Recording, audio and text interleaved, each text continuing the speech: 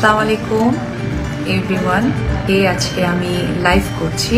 আসলে আজকে আমার লাইভের মূল ইচ্ছেটাই হচ্ছে যে আমি চেয়েছি যে এবার লাইভে এসে সাকিবের কাছে ফিরে যাওয়ার ঘোষণা দিলেন ঢালিউড কুইন অপু বিশ্বাস। গতকাল ছেলে জয়ের জন্মদিনে সাকিবকে খুব বেশি মিস করেছেন অপু। যে কোনো মূল্যে সাকিবের সাথে থাকতে চায় সে।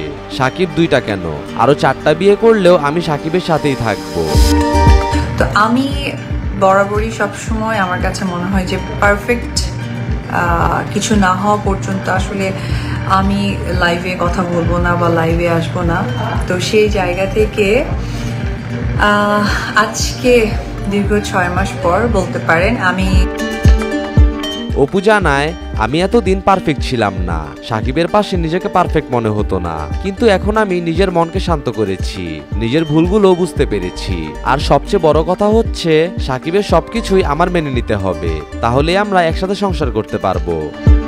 যে পারফেক্ট কোনটা হতে পারে, কি হতে পারে, হ্যাঁ ওটা আমি চিন্তা করে ভেবেছি যে ঠিক আছে এটা।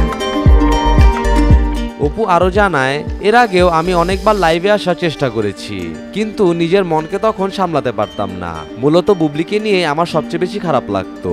এখন বুঝতে পেরেছি সাকিব যেমনই হোক না কেন, সারা জীবন এগুলো সহ্য করেই নিজের ছেলেকে নিয়ে তার পাশে থাকতে হবে।